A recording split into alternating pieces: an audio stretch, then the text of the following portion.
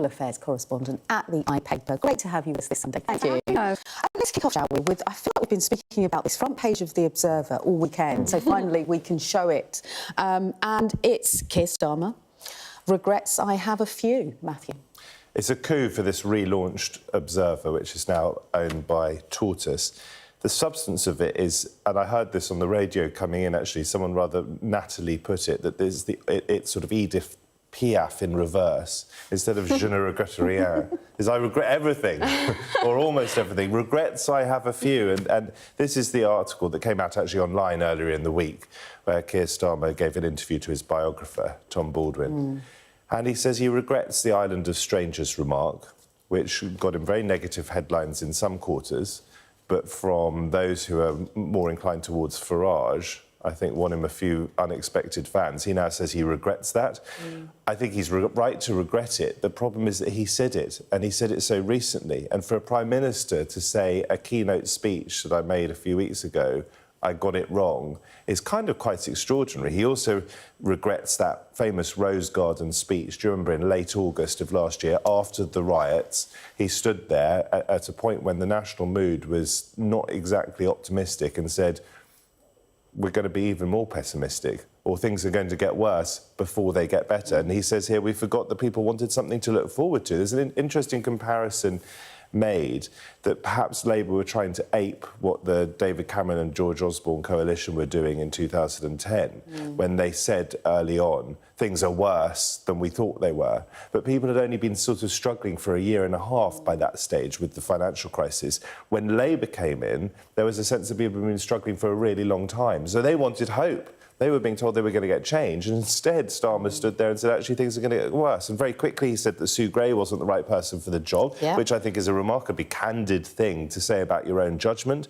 And then after the awful firebombing of his house, he says he wasn't in the best state. He wasn't in the best state, I think, to make that speech on immigration. And again, as I said in the last hour, that is also a very unusual thing for a sitting Prime Minister to say. I mean, perhaps we want a bit more honesty from our politicians, but it's the sort of thing you'd expect to be reflected on in a memoir, not when you've got 4 years ahead and you're still running the country. It is a bit sort of damned if you do, damned if you don't, isn't it, though? Because we ask politicians to be more transparent and more human, and they are more human, and we say, stop telling us, you know, what it's like behind the scenes.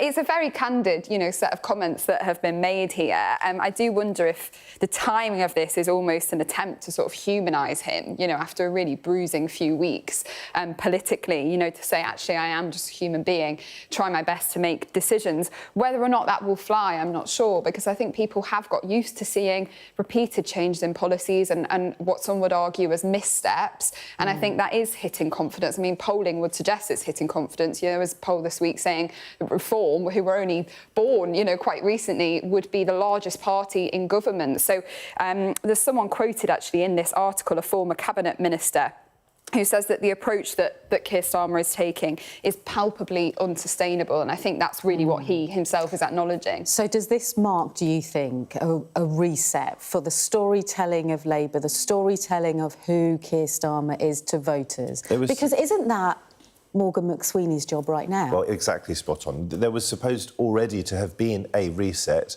when Sue Gray stood aside or was sacked, or however you want to look at it, and Morgan McSweeney took over. And as a consequence of this interview earlier in the week in The Observer, although on the front page today, there have been rumours that Morgan McSweeney that the MPs are trying to push him out. And then another reset, or two resets, so significant in the first year. And it's not so much that most people over their breakfast tables would be worrying about the powers behind the throne in number 10. But what matters is the substance as well as the storytelling. And the substance is interesting what you said about being damned if you do, damned if you don't. It's all very well that we want our politicians to listen, and now Starmer has listened and he's U-turning yet again. But actually, what message does that send out to people? What message does it send out to voters? What message does it send out to his own MPs? That on a really, really big flagship policy about reforming the welfare state, which the Tories were going to do if they'd stayed in power, they've had to row back so significantly. There's no other way of looking at it. That at the moment, the optics are bad, the substance is bad, They've got 4 years to turn it around, and the stakes could not be higher, because if they don't turn it around, there's a possibility we get Nigel Farage as Prime Minister. And in my view, and it's just one of 70 million views, that would be very bad news indeed. On that note, we're going to move on to the Express. And this is really interesting because it's all to do with defence spending. And we saw at the NATO summit all allies agreeing to that 5% over 10 years. And this is the issue, and this is the conversation now, particularly for Labour, is where's the money coming from? Yeah, that's the crucial headache. And I think you could ask that question for every department, to be honest, not just the Ministry of Defence. But this is a particularly tough target for them to hit. So to give a bit of all-important context here, the new target is 5%. The UK currently spends 2.3% of GDP on defence. That's due to rise to 2.5% in 2 years. That's still half of where we now need to get to in just 10 years' time. And I think there are real concerns that I'm hearing that this is just not especially realistic, potentially not only for the UK, but for other NATO allies as well. You know, the last NATO target, which was set in Wales more than 10 years ago, was to hit 2% of defence spending, and many allies still haven't got there. That was 10 years ago. So asking for a double in this short period is a real tough ask. They have, however, left themselves with a couple of get-outs here. So one is that there's a clause in this agreement that in 2029 they can review how it's going, and that was actually broken by the iPaper last week. I'm going to plug there. I think that's important because it potentially gives them the opportunity to change course if it's looking way off the mark. And the other thing is that the number itself is going to be a little bit fudge-worthy, as we like to say. The 5% is made up of 3.5% on sort of hard military, what you think of as defence spending. And then 1.5% is made up of defence-related expenses. So that's going to be things like infrastructure, roads, rails, energy security. There's even some discussions about border security coming in. And I think there'll be a lot of fudging the numbers to try and incorporate things we were already going to spend money on as contributing to that and the target. risk for NATO is that, as you say, this is a decade-long target, so it gives quite a lot of wriggle room for politicians. Well, it gives Labour a lot of wriggle room. It does, that they could kick it down the road to the next government. Indeed. In the Sunday Times, Starmer, while saying he's not making excuses, but makes excuses for the welfare bill and the U-turn on that, he says, I'm worrying about NATO, effectively trying to make sure that NATO works properly. Well, he was part of that commitment, wasn't he? To get it up to 5%. And then he comes home and he has to make £3 billion worth of concessions on the welfare bill. So, as you absolutely rightly said, where is the money coming from? What are we going to do? We're going to raise taxes? It's looking increasingly likely. I mean, the last time they increased defence spending, it was only by slashing the aid budget in half. So there doesn't appear to be much headroom to use here. I mean, I would not want to be the Chancellor. That's... No, nor would I. Yeah, for sure. Pass on that one too. OK, front page, not the front page, page 2 of the Mirror, Matthew. This is 64% of Labour members want a shift to the left.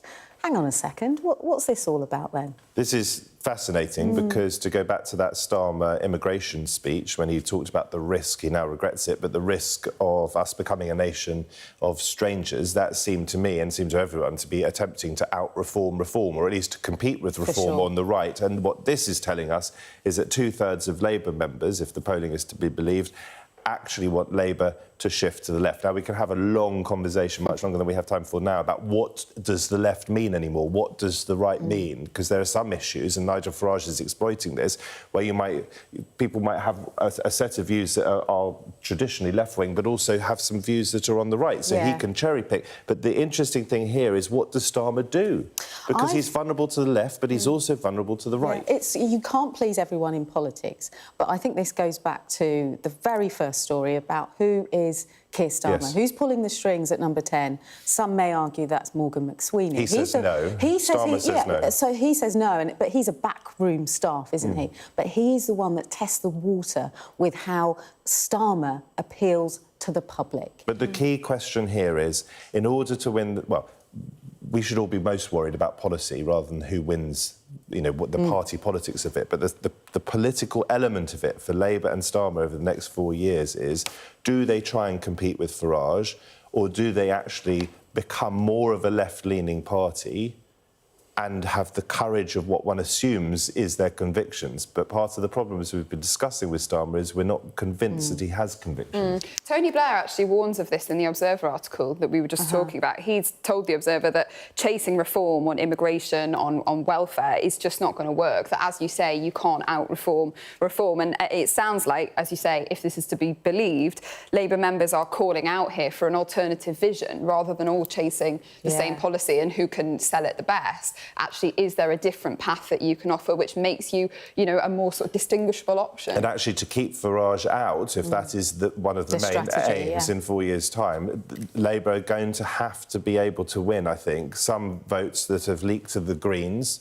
some votes that have leaked to the Lib Dems, maybe as well, and some would say that the Liberal Democratic Party at the moment is to the left of Labour. So Labour has got to be very concerned about Farage, but has also, in the process, got to be concerned about its left flank too. Oh, it's so interesting, isn't it? Let's wrap up things. The Sunday Times, the Palace drops donor who offered access to William and Kate for £20,000. I know, it's another cash for honours scandal, or cash for access. This one would be scandal, which we're seeing. So it's it's someone who had donated to the palace, who had ties to the palace, offering access to Prince William and Princess Catherine for money, basically.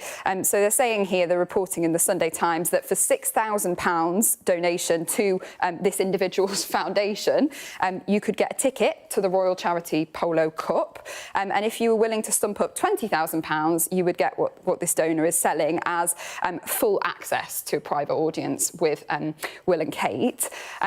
Will and Kate have cut ties very quickly to this individual, and I think they've probably learned from what's happened in the past. We saw the King, when he was the Prince of Wales, embroiled in one of his own scandals around this. The Met Police dropped their probe into the Prince's Foundation in 2023, and that kind of rattled on in the press for a really long time. And so I would think that they've learned from that to come straight out and immediately cut ties, to try and clean this up. But it's kind of another blow, really, for a bad year, isn't it, for Will and Kate? That theme of learning lessons. And that's what the government will be desperately trying to do. Absolutely. Thank you so much for your company. We're back after the break.